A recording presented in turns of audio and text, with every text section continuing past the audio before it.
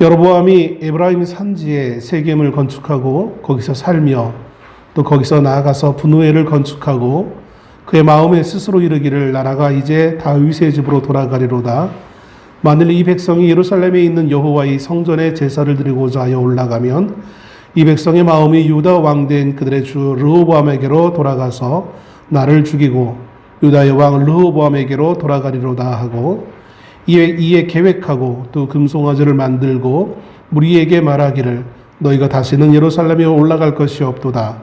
이스라엘아, 이는 너희를 애굽 땅에서 인도하여 올린 너희의 신들이라 하고 하나는 베들에 두고 하나는 단에 둔지라. 이 일이 죄가 되었으니 이는 백성들이 단까지 가서 그 하나에게 경배함이더라. 그가 또 산당들을 짓고 레위 자손 아닌 보통 백성으로 제사장을 삼고 8째 달 곧 그 달 15째 날로 절기를 정하여 유다의 절기와 비슷하게 하고 제단에 올라가되 베델에서 그와 같이 행하여 그가 만든 송아지에게 제사를 드렸으며 그가 지은 산당의 제사장을 베델에서 세웠더라. 그가 자기 마음대로 정한 달 곧 8째 달 15째 날로 이스라엘 자손을 위하여 절기로 정하고 베델에 쌓은 제단에 올라가서 분향하였더라. 아멘.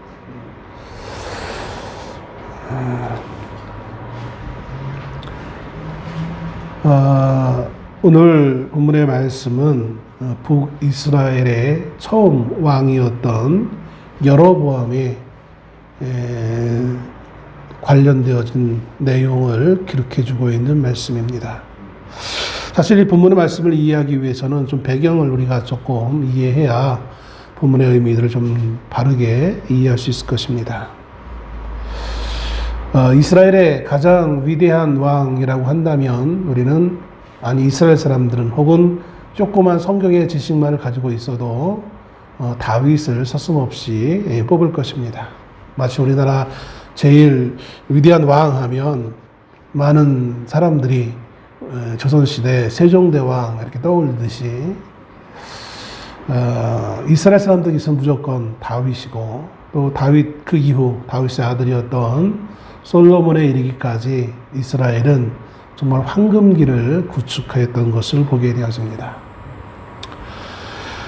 문제는 다윗의 아들이었던 솔로몬이 이제 죽고 그 솔로몬의 아들인 르호보암이 이제 다음 때 왕에 올라갔을 때의 문제가 생기게 되어집니다. 물론 그 문제는 르호보암이 왕이 됐을 때 비로소 비롯됐다기보다는 이미 그의 아버지 솔로몬 때부터 잠재적으로 이스라엘 나라 전체의 큰 위험의 요소로 문제로 태동되어졌다는 사실을 우리가 좀 이해해야 될 줄로 압니다. 많은 분들이 솔로몬 하면 지혜의 왕으로서 이해를 합니다. 그리고 우리가 성경에 솔로몬이 나오는 그 대목을 쭉 읽다 보면 단편적인 기록이긴 하지만 어떻게 이런 나라가 있을까 할 정도로 대단히 지상낙원처럼 우리는 그려볼 수밖에 없는 상황에 직면하게 되었습니다. 흔히들 솔로몬은 너무나 지혜로워서 나라를 잘 다스렸고 그리고 얼마나 그 나라가 부했는지 금이 하찮은 돌처럼 여길 정도로 은이라는 것은 보물로 여기지 않을 정도로 금이 많은 나라. 그래서 성전을 금으로 아주 그냥 쳐발랐고 또 심지어 왕의 오늘날로 얘기한다면 왕의 경호실 모든 경호원들이 사용하는 방패를 금방패로 만들 정도로 대단히 부한 그 나라로서 우리는 이해를 합니다. 그런 것은 우리가 너무 단편적인 내용을 가지고 솔로몬 시대를 바라보는 것입니다. 어느 나라, 어느 시대를 막론하고 명이 있으면 암도 있는 것입니다. 밝은 것이 있으면 어두운 것도 있는 것입니다. 90년대 들어오면서 미국도 그렇고 우리나라도 그렇고 신자유 경제 원리를 가지고 각국의 소위 이제 그 지도부들이 새로운 경제 정책들을 추진해 나갑니다. 뭐 겉으로 보기에는 참 그럴듯한 내용이긴 하지만 한마디로 그거예요. 부익부 빈익빈의 결과를 낳게 되어지는 시장 경제 원리인 것을 봅니다. 그리고 그것은 이미 오랜 시간을 미국에서는 1990년대였지만 우리나라에서는 이제 2000년, 2010년대인가요? 이명박 대통령이 당선하면서 미국 소위 말했던 미국에서 유행했던 그 정책을 그대로 카피해가지고 경제 원리로서 그걸 주장하고 대통령의 통치 원리로 내세웠던 것을 봅니다. 그리고 또 몇 년을 뛰어넘어 지금 현 탄핵될지 안 될지 모르겠지만 현 대통령이 올라오면서 똑같이 그것을 이어받아서 그것을 실행하려고 합니다. 자, 문제는 솔로몬이 그렇게 부를 쌓고 나라를 부강한 것처럼 보이긴 하지만 정작 그 부가 누구에게 주어진 부였냐는 문제입니다. 우리는 성경만 놓고 본다면 왕과 신하들과 모든 백성들이 다 부해져 가지고 배부르며 등 따신 어떤 그러한 삶을 살았겠거니라고 생각하지만 전혀 그렇지 않았다라는 거예요. 여러분, 우리는 솔로몬이 가장 위대한 정책 중에 하나를 꼽으라 한다면 무엇이었겠습니까? 늘 우리가 알다시피 그는 왕이 돼서 하나님의 성전을 짓습니다. 또 궁전을 짓습니다. 성전과 궁전을 짓는데 총 얼마를 걸렸냐면 얼마 걸렸습니까? 13년인가요? 거의 그의 통치 기간의 3분의 1 이상, 거의 반 정도를 성전과 또 궁전을 짓는 데 시간을 보냅니다. 물론 그 궁전은 메인 궁전이에요. 제가 이렇게 메인 궁전이라고 말한 이유는 궁전을 하나만 만들지 않았어요. 그는 많은 부인들을 거두게 되어지는데 주변 나라의 이제 그 공주들이죠. 거둬들이는데 그들을 맞이할 때마다 그 부인들을 위해서 궁전을 하나씩 짓습니다. 수많은 궁전들을 짓게 되어집니다. 뭐 하나님의 성전이야 그렇다고 합시다. 그의 아버지 때 다윗 때부터 준비해 왔던 것이기 때문에 많은 부분이 그의 아버지 다윗이 이미 어느 정도 준비해 놓은 것을 가지고 이어서 만든 겁니다. 그리고 하나님을 섬기기 위한 것이기 때문에 그렇다고 칩시다. 근데 그 이후에 있었던 궁전, 자신의 궁전과 왕비들의 궁전을 짓는데 엄청난 세월과 또 금전을 재정을 소모해야만 했던 것입니다. 또 여러분, 성경을 보면 솔로몬의 왕궁에서 왕과 신하들이 얼마나 사치스럽게 음식을 먹었는지 쭉 기록해 줍니다. 이스라엘의 12지파가 한 지파씩 한 달씩 책임지고 궁전에 있는 사람들이 먹을 음식을 조공을 바쳐야만 했어요. 그게 얼마나 대단한 그 짐승의 그 수요를 이렇게 바쳤는지 성경은 쭉 기록합니다. 여러분, 그 장면을 읽을 때 여러분은 아마 어떻게 보면 짜증이 났을 법해요. 똑같은 단어가 계속 반복이에요. 무슨 지파가 넷째 달 무슨 지파가 뭐 소와 양과 뭐 염소와 몇 마리 뭐 쭉 계속 무려 12달을 걸쳐서 짜증 나기도 하고 야 이렇게 많이 먹었어? 라고 하기도 하고 누군가는.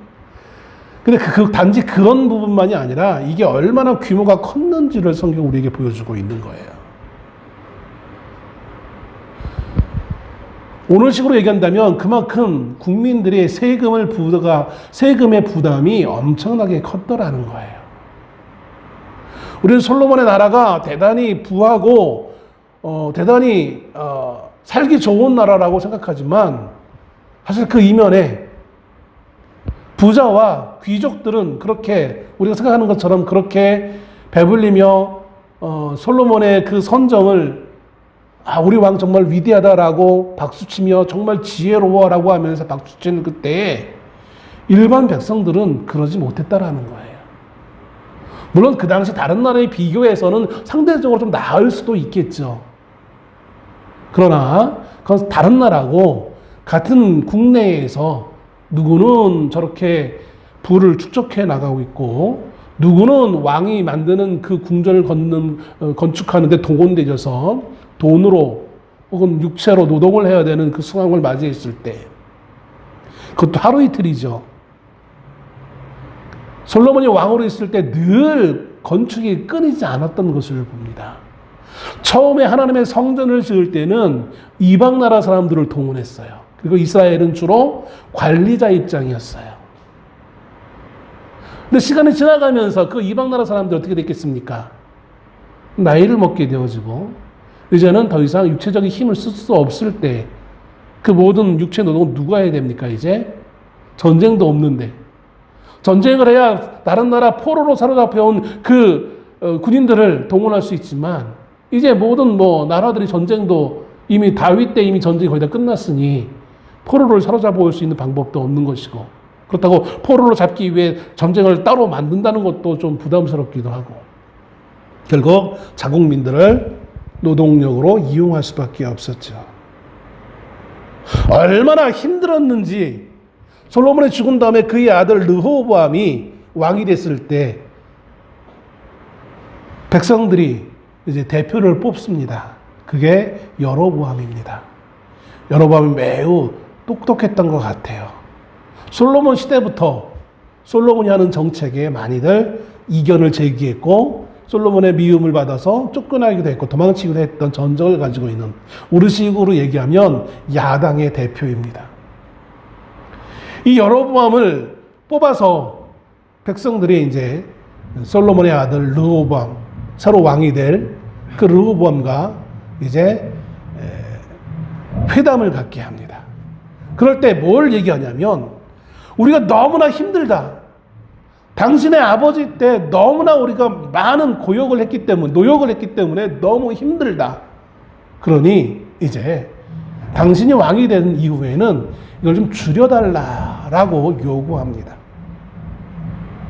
얼마나 힘들었으면 백성들이 이제 막 왕이 될 그 젊은 왕에게 백성들 대표를 뽑아가지고 보내서 우리 힘들었으니 이제 노역을 좀 감해주면 우리가 전적으로 당신을 밀어주겠습니다.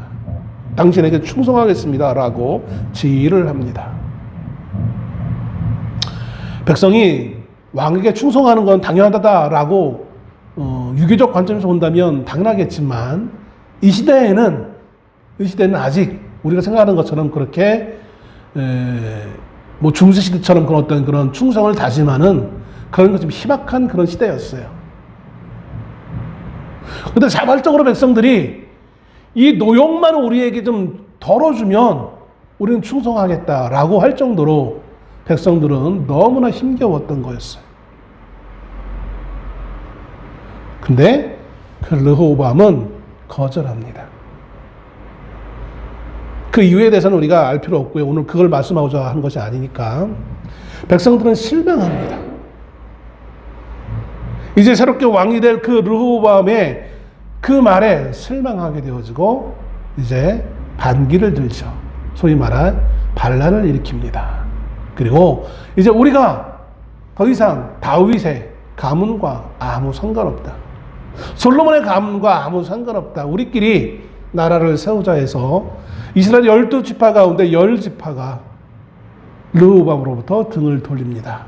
공교롭게도 이들이 북쪽 지역에 있던 지파들이었어요. 북쪽의 10지파들이 자신들이 세웠던 그 대표자였던 여로보암을 왕으로 추대하고 이제 이스라엘은 두 나라 남북으로 나누어지는 시작이 되어지는 것을 봅니다. 이것이 세겜이라는 땅에서 있었어요.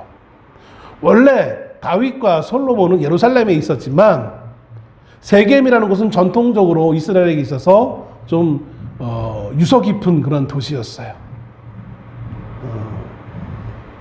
그래서 그곳에 가서 이제 르호보암이 백성들 대표와 회담을 열었던 것인데, 이제 백성들이 이 반란을 일으키고 르호보암은 부랴부랴 이제 자신의 집으로, 왕궁으로 돌아옵니다. 예루살렘으로 돌아옵니다.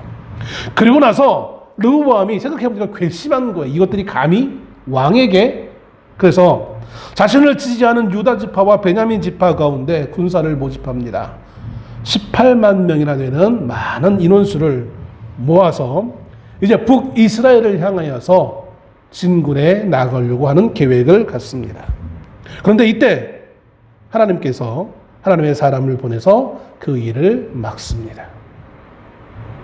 하나님은 선지자를 그들의 그 왕에게 보내서 형제와 싸우지 말 것을 말씀하시며, 이렇게 나라가 두 개로 나누어진, 분열되어지는 그것이 사람들에 의해서 되어진 것이 아니라 하나님께로 말미암은 결과라라고 말씀하십니다.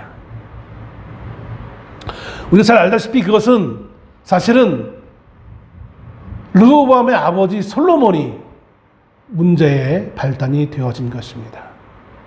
우리는 계속해서 솔로몬에 대해서 너무나 긍정적으로 표현하지만, 솔로몬은 사실 너무나 하나님의 말씀에 순종하지 않았던 모습이 있었어요.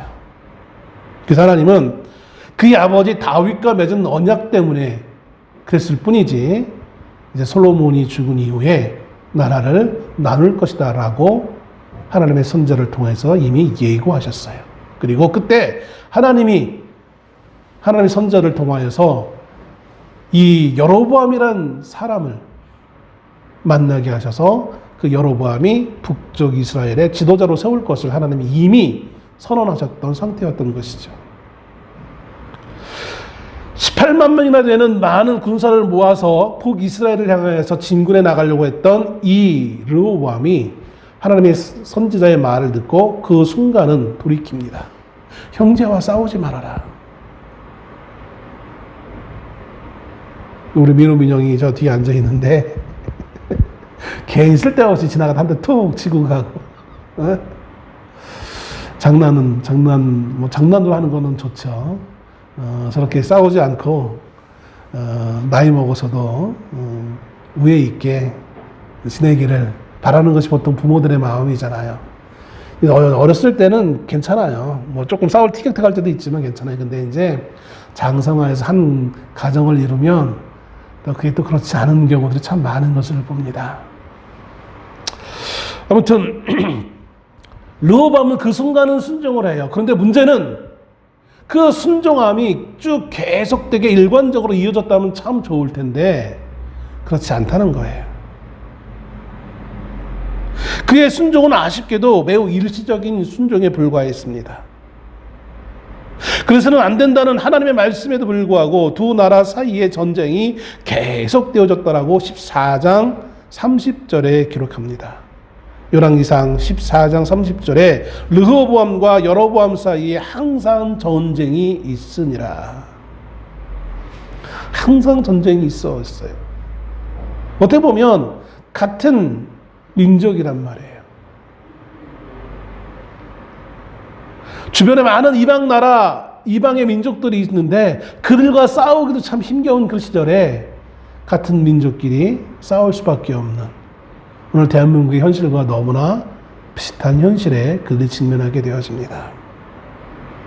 왜 르호보암은 한 번은 순종했는데 항상 그렇게 죽을 때까지 전쟁이 끝나지 않았을까요? 참 저 땅은 내 것이야 라는 그 생각, 또 한쪽은 내 것을 빼앗기지 않을래 라는 그 생각, 그 욕심이 하나님의 말씀보다는 그 욕심이 더 그들에게 크게 작용했던 것을 봅니다. 그리고 그 욕심을 이루기 위해 가장 쉬운 방법은 그들이 가지고 있는 힘이었던 것입니다. 즉 군사력으로 서로가 서로를 빼앗으려고 하는 그런 모습을 보이게 되어지는 것이죠. 만일 때 르호보암이 이 문제 해결을 하기 위해 군사적 힘이 아니라 하나님께 나아갔더라면, 하나님을 신뢰하고 하나님 앞에 나왔다면 어떤 일이 있었을까요? 역사는 아마 다르게 전개되지 않았을까라는 생각도 한번 해보게 되어집니다. 열왕기상 11장 39절에 이렇게 기록하고 있습니다. 내가 이로 말미암아 다윗의 자손을 괴롭게 할 것이나 영원히 하지는 아니하리라 하셨느니라 한지라. 즉 솔로몬의 불순종으로 말미암아 다윗의 자손을 괴롭힐 것이긴 한데, 근데 영원토록 그 나라가 나누게 하지는 않을 것이다 라고 이미 하나님이 예언하셨어요. 분열이라는 것은 하나님의 심판으로 인한 것이지만 장차 다시 화합할 수 있게 될 것이라고 하나님은 처음부터 말씀하셨던 거예요. 이 말씀을 르호보암이 믿었다면, 알았다면 이렇게 굳이 왕으로서의 그 통치 기간 내내 전쟁을 준비하고 싸우고 뺏으려고 하는 그런 모습은 없지 않았을까라 생각을 해보게 되었습니다. 자, 그런 가운데 본문은 이제 르호보암이 아닌 새롭게 독립한 여로보암에게 초점을 맞춥니다. 르호보암은 그랬어요. 한 번은 순종했지만 그 이후로 계속해서 기회만 있으면 북쪽을 침략하기 위해 호시탐탐 노렸어요. 기회를 노렸어요. 그렇다면 북쪽은 어땠을까? 하나님이 어느 날 하나님의 선지자를 보내서 아히야라는 선지자를 통하여서 야, 내가 너에게 10지파를 맡길 거야 라고 말씀하셨고, 그리고 그게 정말 실제로 그렇게 되었어요.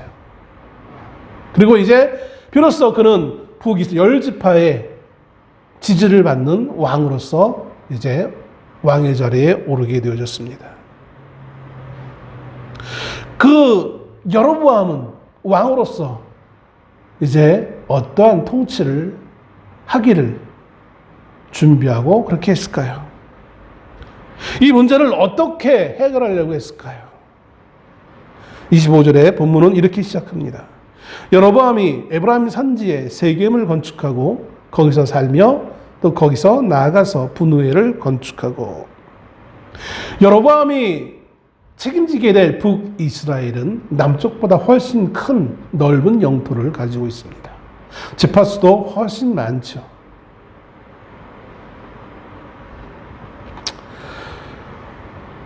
많은 이스라엘의 옛 전통을 그대로 가지고 있습니다. 왜냐하면 그가 다스리는 그 지역이 훨씬 더 오래전부터 이스라엘의 중심 역할을 했던 지역이었기 때문에 그런 것입니다. 처음 이스라엘이 가나안에 정착하면서 들어왔던 지역 실로라든지, 그리고 실로에서 그 다음으로 이제 정치 종교의 중심지가 되어지는 세겜, 이 모든 것이 북쪽에 있었던 것이에요. 또 이제 베델도 그렇고요. 많은 전통을 그대로 가지고 있던 북쪽 지역에서 왕이 된 이 여로보암은 제일 먼저 무엇을 선택하게 되냐면 자신을 위한 성을 쌓는 것입니다. 세겜 뒤에 세겜을 수도로 정하고 거기에 성을 쌓게 되어집니다. 그리고 그 세겜뿐만 아니라 세겜을 보호하기 위해 그 건너편 지역에 이제 분우엘이란 또 다른 성을 쌓게 되었습니다.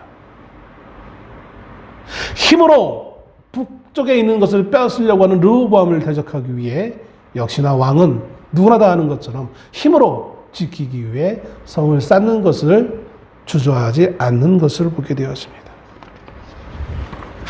그는 이제 그의 자신의 나라가 된 그 나라를 유지하고 지키기 위해 적극적으로 힘을 행사하려고 하는 선택을 하게 되었습니다. 37절 말씀을 한번 볼까요? 11장 37절 말씀에 11장 37절에 이렇게 기록합니다. 내가 너를 취하리니 너는 내 마음에 원하는 대로 다스려 이스라엘 위에 왕이 되되. 하나님이 이 여로보암에게 왕의 자리를 줄 것을 약속하실 때 이렇게 말씀하셨어요. 11장 37절에 나와 있는 것처럼 내 마음에 원하는 대로 이스라엘을 다스려라 라고 말하는 거예요. 내 마음에 원하는 대로, 네 마음대로. 이렇게 생각하면 이 문장은 그래, 내가 하고 싶은 대로, 내가 느끼는 대로, 내가 가지고 있는 능력대로 마음껏 해야지 라고 생각하기 쉬워요. 그게 자유처럼 생각되어져요. 근데 자유에는 반드시 책임이 따릅니다, 사실. 책임이 없는 자유는 방종에 이르게 되어지는 거예요. 하나님이 여로보암에게 내 마음대로 하라고 했을 때에는 정말 네가 하고 싶은 거 다 하라는 의미가 아니라 이어지 38절의 말씀에 나와요. 네가 만일 내가 명령한 모든 일에 순종하고 내 길로 행하며 내 눈에 합당한 일을 하며 내 종 다윗이 행한 같이 내 율례와 명령을 지키면 내가 너와 함께 있어 내가 다윗을 위하여 세운 것 같이 너를 위하여 견고한 집을 세우고 이스라엘을 내게 주리라. 내 마음대로 하는데, 그런데 내 종 다윗처럼 내 명령을 순종하면 내가 왕으로서의 갖는 그 위치를 계속되게 허락하리라. 이 말은 여로보암뿐만 아니라 여로보암도 나이가 지나면 늙게 되어지고 자녀가 있겠죠. 여로보암의 아들이 또 왕이 되어지고 그 아들의 아들이 또 왕이 되어지고 그 나라를 계속해서 여로보암의 후손에게 맡겨주겠다라고 하나님이 약속하시는 거예요. 그러니까 최소한 하나님은 여로보암 당대뿐만 아니라 그의 아들에게까지는 보장해주고 있는 거예요. 사실 이 말씀의 진정한 의미는 그런 거예요. 그리고 네가 그 가운데 계속해서 내 명령에 순종하기만 한다면, 내 율법의 대로 나라를 통치하게 한다면 그 왕의 자리를 계속해서 이어가게 해주겠다라고 하나님이 약속하시는 거예요.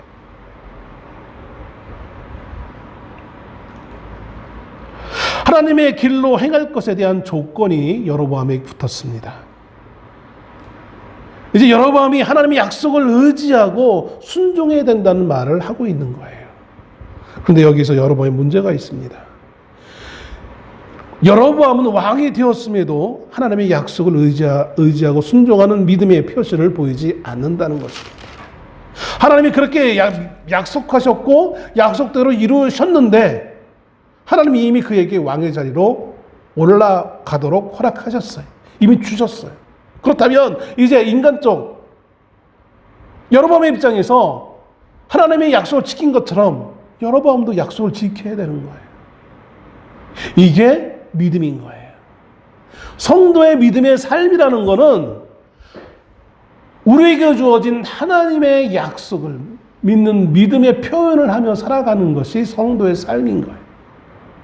성도의 삶이라는 것은 단지 그냥 기도하고 교회에 가서 예배하고가 아니라 그건 기본인 거고, 성도의 삶이라는 것은 우리의 삶의 터전에서, 우리의 집에서, 직장에서, 학교에서, 그 어디에서건 우리의 삶을 통해서 내가 하나님을 믿는다는 그 믿음을 표현하며 살아가는 것이 믿음의 삶인 거예요. 그게 성도의 삶인 거예요.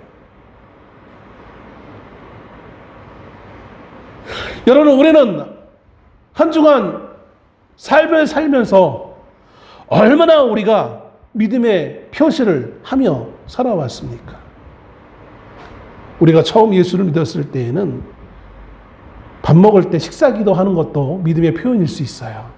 제가 처음 믿음의 생활을 시작했을 때 다행히 미션스쿨이라 비슷하게 신앙을 갖게 된 친구들 몇몇이 있었어요. 그러니까 점심 먹을 때 서로 농담 반, 장난 반, 진심 반, 밥 먹을 때 아직 처음 이제 교회를 다니기 시작했으니까 익숙하지 않잖아요. 어떤 때는 아무 생각 없이 그냥 도시락 까서 이렇게 먹을 때가 있어요. 그럼 이제 서로 앉아서 같이 먹다가 지적하는 거예요. 너 기도 안 했다? 너 기도 안 했네? 아차! 먹다가 아차! 다시 기도해야지. 그래요. 처음 믿었을 때에는 아무것도 없던 상태였기 때문에 단지 밥 먹을 때 하는 그 기도도 우리의 믿음의 표현이 될 수 있어요. 근데 그것은 초신자에 관련되어지는 것이고 가장 기본적인 것이고, 조금 이제 신앙생활을 하게 되어지면 단지 식사기도 하는 것이 우리의 믿음의 표현으로 받아들여서는 안 된다는 거예요. 그건 기본인데, 우리가 살아있으면 숨을 쉬는 게 당연한 것처럼 그건 당연한 거예요. 그거 말고 우리의 삶에 하나님을 향한 순종하는 표현을 해야 되는 거예요. 이게 믿음의 삶이라는 거예요. 우리는 얼마나 많이 이 순종의 표현을 하고 있습니까? 그냥 내 마음대로 내가 하고 싶은 대로 삶을 살지 내가 하나님의 말씀대로 살고 있다라는 그 표현을, 그 증거를 얼마나 표시하며 살아갑니까? 하다못해 야생의 생물들, 야생의 동물들도 산을 길을 걷다 보면 자신들이 지나간 발자국을 표시하게끔 되어지고 다니잖아요. 우리는 우리의 믿음에 어떠한 표시를 하며 한중원의 삶을 살아옵니까? 국가가 대통령 하나로 인해서 지금 크게 분열된 이 시대에 대학교마다 학생들이 찬반, 탄핵 찬반을 표현한다고 할 때 탄핵을 반대한다고 하면서 시작하기에 앞서 기도하는 거 그럴 수 있어요. 100번 양보해서 나는 내 생각은 이게 옳아라고 그렇게 할 수 있겠죠. 그래서 기도로 시작하는 거 그럴 수 있어요. 근데 그랬으면 최소한 폭력을 동원해서는 안 되잖아요. 저주하고 온갖 쌍욕을 하고 남을 저주하고 그게 어떻게 믿음의 표현, 믿음의 사람이, 기도로서 시작한 사람이 보여야 될 모습입니까? 성도의 삶이란 믿음을 표현하는 것입니다. 나의 믿음이 겉으로 드러나는 것이 성도의 삶입니다. 믿는 만큼 내 삶에 드러나게 되어져 있습니다.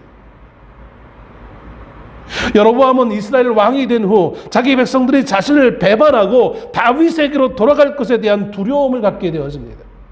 하나님이 약속하셨음에도 불구하고 이들이 언제 내 뒤에서 나를 해코지하고 다시 저 르호보암으로 돌아갈까 전전긍긍하게 되어집니다. 그가 두려워하게 되어지는 것은 이스라엘은 정치적으로는 분명히 독립된 나라였지만 신앙적으로는 여전히 하나라는 생각을 하게 되었던 것입니다. 나라는 분명히 나누어졌어요. 정치적으로는 독립되어졌어요. 그런데 문제는 종교적으로는 여전히 하나라는 거예요.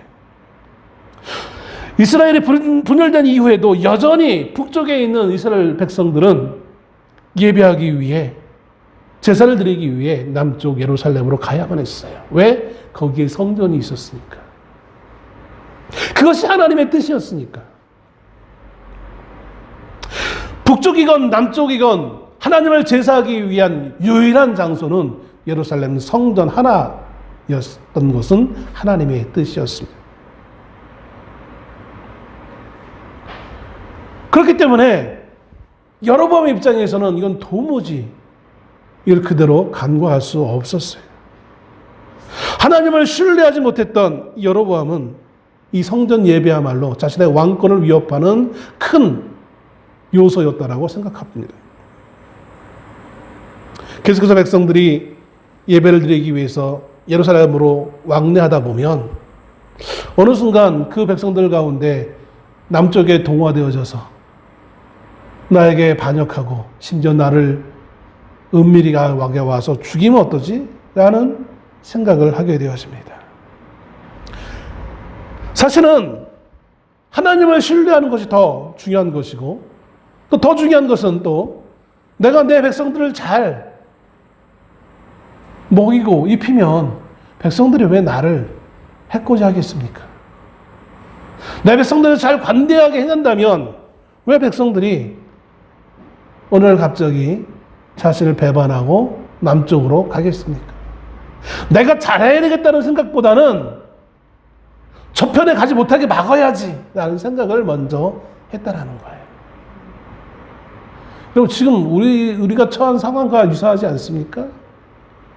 대통령이 내가 잘해야지라기보다는 야당이 맨날 잘못했으니까 내가 하는 모든 일을 사사건건 반대에 있으니까 내 일에 반대하는 것들은 다 나쁜 놈들이고 생각하고 있는. 문제의 원인은 남에게 있는 게 아니라 나에게 있는 것인데 우리는 자꾸 너무 쉽게 내가 아닌 타인에게서 문제의 원인을 찾으려고 해요. 그럴듯한 원인으로 우리는 그렇게 착각합니다.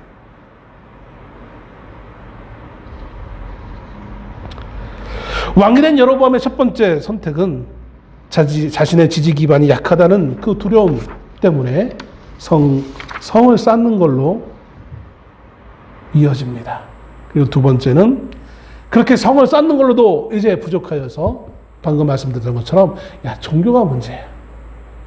제사 의식을 좀 바꾸자. 제사 드리는 이것을 좀 종교 생활을 좀 바꾸자라는 생각을 하게 되었습니다. 그래서 백성들이 더 이상 예루살렘에 가지 않고도 여기 북쪽 지역에서 예배하면 되지 않을까라는 생각을 하게 되었어요. 그래서 예루살렘이 아닌 베델과 단에 이제 하나님을 예배하는 장소를 마련하게 되었습니다. 남쪽에는 하나밖에 없는데 북쪽은 훨씬 땅이 넓으니까 백성들이 더 멀리 가지 않아도 될 수 있게 얼마나 애민의 정신이 많은 왕이야 라고 자랑하기 위함인지 모르겠지만 북이스라엘의 남쪽 지역의 베델, 제일 북쪽의 단, 여기에다가 하나님을 예배하는 장소를 만들어 놓습니다. 소위 말하는 이제 계속해서 이 열왕기나 역대기에 나와 있는 산당이라는 것들을 이제 조성하게 되어지는 것이죠. 백성들아, 하나님 예배하기 위해 굳이 예루살렘까지, 먼 예루살렘까지 갈 필요 없어. 여기 베델에 가까운 사람은 베델로, 단이 더 가까운 사람들은 단으로 가서 하나님을 예배하면 돼. 그리고 이제 절기도 그래. 이스라엘은 7월 15일 날 하나님 앞에, 하나님 성전에 이스라엘 백성들은 모여야 됐어요. 남자들은. 근데 그러지 말고 8월 15일 날 모여. 자기 마음대로 정한 거예요. 물론 이스라엘 전통에 보면 8월 15일 날도 모이는 사람들이 있어요. 7월 15일 날 못 모였던 사람들이 8월 15일 날 모이는 거예요. 교묘하게 그것을 차용해서 8월 15일이 이제 하나님께 드리는 절기로서 드리자. 더 큰 문제는 제사장을 세우는데 자기가 마음에 드는 사람을 제사장으로 세우는 거예요. 원래 제사장은 누가만 할 수 있습니까? 아론의 후예들만 할 수 있는 거예요. 이게 하나님의 법이에요. 아론의 후예들이 예루살렘에 있으니까 여기 북쪽에는 없거든요. 그러니까 자기가 임의로 아무나 세우는 거예요. 그들을 통해서 하나님을 제사하는, 하나님을 예배하는 그 모든 예배 행위들을 할 수 있도록 자신의 주변의 인들 가운데 누군가를 따로 세워서 하나님의 제사를 행하도록 세우는 것을 보게 되었습니다. 베델과 단이라는 곳은 좀 전에 말씀드렸지만 베델이라는 곳은 사실 이스라엘 역사를 본다면 매우 의미 있는 곳입니다. 아브라함과 야곱이 제단을 쌓았던 곳이에요. 매우 신성시 여기던 곳이었어요. 그래서 베델에 세웠던 것이고, 단이라는 곳은 우리가 사사기를 보다 보면 사사기 후반부에 단 지파가 쫓겨다니다가 그 단 지역에 정착하면서 남이 집안에 있던 아론의 좀 먼 후에 사람을 자신들의 제사장으로, 또 제사장만 입을 수 있는 그 옷을 가지고 거기서 이제 제사를 드리는 그런 기록이 사사기에 나와 있는데, 바로 그 단 지역. 그래서 북이스라엘 사람들에게서는 그래도 나름 신성시 여기던 그 지역에 그렇게 조속을 해놓고 백성들로 하여금 예루살렘에 가지 못하도록 그것을 유도하고 있는 것을 보게 되었습니다. 그런데 하나님은 30절에 이렇게 기록하고 있죠. 그가 또 산당들을 짓고 레위 자손 아닌 보통 백성으로 제사장을 삼고, 이 일이 죄가 되었으니 이는 백성들이 단까지 가서 그 하나에게 경배함이더라. 하나님은 그것을 어떻게 여기셨느냐? 그걸 죄로 여기셨다라는 거예요. 중요한 것은 그 모든 통치 행위를 하나님은 뭐로 봤다? 죄로 봤다라는 거예요. 33절에 그가 자기 마음대로 정한 달, 곧 8째 달 15째 날로 이스라엘 자손을 위하여 절기로 정하고 베델에 쌓은 제단에 올라가서 분향하였더라. 자기 마음대로 행했더라는 거예요. 자기 마음대로 정했던 그 모든 것들을 하나님은 뭐라고 평가하십니까? 죄.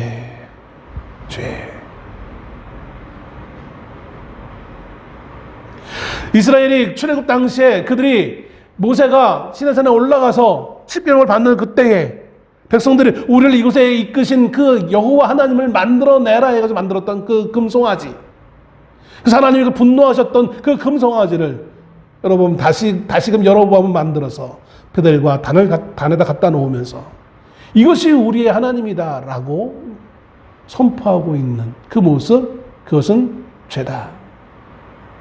하나님은 하나님의 모습을, 하나님의 형상을 만들지 말라고 했는데 그는 그것을 만들고 이것이 우리의 여호와 하나님이다 라고 선포하기에 하나님 그것을 죄. 여로보암은 자신의 왕권을 위협하고 있는 그 문제를 생각하면서 그 문제를 해결할 수 있는 방법을 정확하게 종교적인 것으로 해결하려고 했습니다. 그것은 단지 종교적인 것이 아니라 인간의 방법으로 해결하려고 했던 것이었던 것이죠. 종교의 모양만 갖다는 것이지 사실은 자신의 방법대로 그 문제를 해결하려고 했던 것이죠. 그래서 소위 말하는 실용적 선택이었어요. 이것은 세상 사람들과 믿지 않는 사람의 모습과 똑같은 거예요. 믿음으로 살아가야 될 우리가 세속적인 방법으로 살아가도록 그렇게 선택하는 것, 그것은 하나님의 뜻과는 반하는 삶의 모습인 것입니다. 왜냐하면 하나님은 세상에 속한 그 모든 것들을 죄로서 여기시기 때문에 그런 거예요. 여로보암의 불행은 신앙의 눈으로 보아야 할 때에 육신의 눈으로 봤다라는 거예요. 하나님의 법으로 바라봐야 될 때에 자기의 마음으로 바라보았다는 사실인 거예요. 우리는 살아가면서 하나님의 마음으로 살아갈 것이냐 아니면 자기의 마음으로 살아갈 거냐라는 그 중요한 선택의 순간에 매 순간마다 놓일 수밖에 없어요. 실용적으로 그냥 내가 하고 싶은 대로 이것이 더 나에게 이익이고 이것이 나에게 좀 더 쉬운 방법인데 라고 우리가 그것을 선택했을 때 그것이 하나님 보시기에는 옳지 않은 것이 너무나 많다는 거예요. 대부분의 것이 그래요.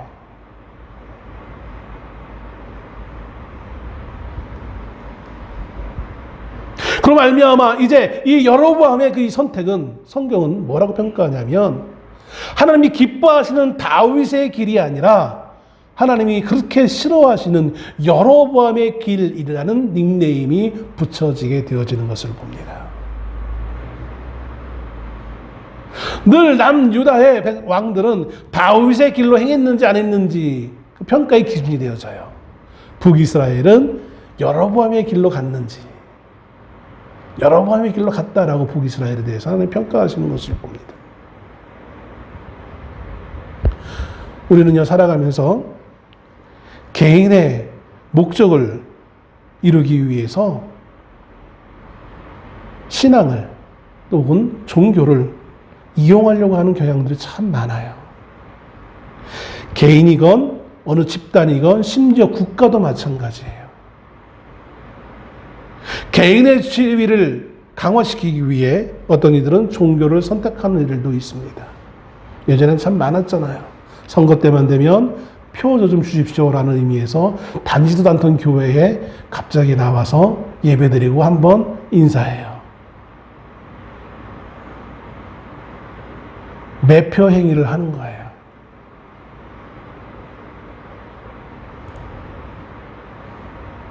오늘 한국의 현실을 보면서 참 마음이 아픈 것은 우리가 하나님의 말씀대로 다윗의 길로 행해야 될 우리 성도들 또 목회자들이 여로보암의 길을 선택하는 경향이 너무 많다라는 거예요. 물론 정치적 입장이 다를 수는 있어요. 그럴 수도 있어요. 백번양보해서. 그러나 그것이 남을 저주하고 폭력적인 방법을 표현하고 하는 것은 그것은 하나님의 뜻이 아니에요. 하나님의 뜻을 이룬다는 그 거창한 명목을 내세우지만 그 이면에 숨겨져 있는 폭력과 저주와 그 악함은 하나님이 기뻐하시는 것은 아니라는 거예요. 그건 자기 마음대로 하는 거예요. 하나님을 내세웠지만 자기 마음대로 살아가는 거예요. 우리 성도들이 그동안 얼마나 많이 예수 믿는 사람들이 예수 믿는다고 하면서도 얼마나 자기 마음대로 많이 살아왔는지 70년대, 80년대, 90년대를 겪어오면서 개인적으로 그런 많은 왜곡된 모습을 보여왔어요. 이제 이 시대는 집단으로 그런 모습을 보이고 있어요. 충격적인 것은 어느 신학교 교수 출신 목사가 야당의 지도자가 지금 테러에 어떤 그런 소식이 있다. 테러를 당할 소식이 있다. 총기를 누가 얻어서 구입해내서 그를 계획이 있는 것으로 지금 추정된다라는 말을 나오니까 그것이 그대로 되어지기를 소원한다. 목사가 한 사람의 생명을 그렇게 쉽게 바라본다는 것이 목사로서의 자질이 있는가? 언젠가 말씀드렸지만 예수님은 자신을 잡으려고 하는 그들을 향하여서 자신을 잡기 위해 온 그 군인들이 휘두른 그 칼을 빼앗아서 자신을 보호하려고 하는 그 제자들 향하여서 칼을 내려놓기를 권면하십니다. 교회는 늘상 폭력 앞에 무저항으로 나갈 것을 말하고 있습니다. 폭력을 폭력으로 상대할 것으로 성경은 말하고 있지 않아요. 그것은 이미 출애굽 당시 가나안 입성할 때 한 번으로 끝났어요. 가나안 때도 그랬는데 그거는 성경을 제대로 이해하지 못하는 거예요.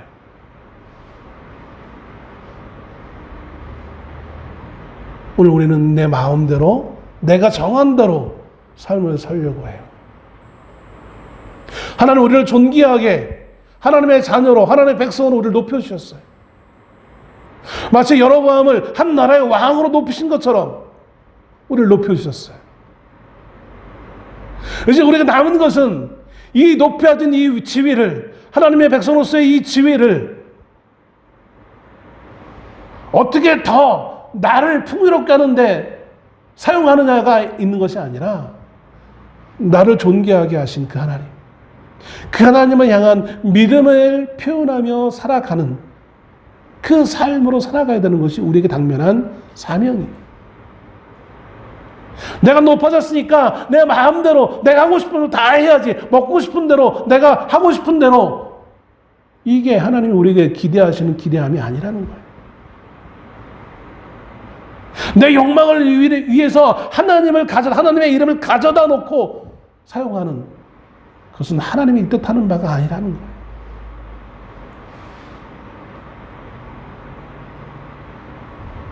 오늘도 우리는 내가 하고 싶은 내 마음대로 살아가는 자가 아니라 하나님의 법에 따라, 하나님의 말씀에 따라 믿음으로 내가 얼마나 하나님을 믿는지 그 믿음의 표현을 하며 살아갈 수 있는 우리가 될 수 있기를 소원합니다. 기도하겠습니다.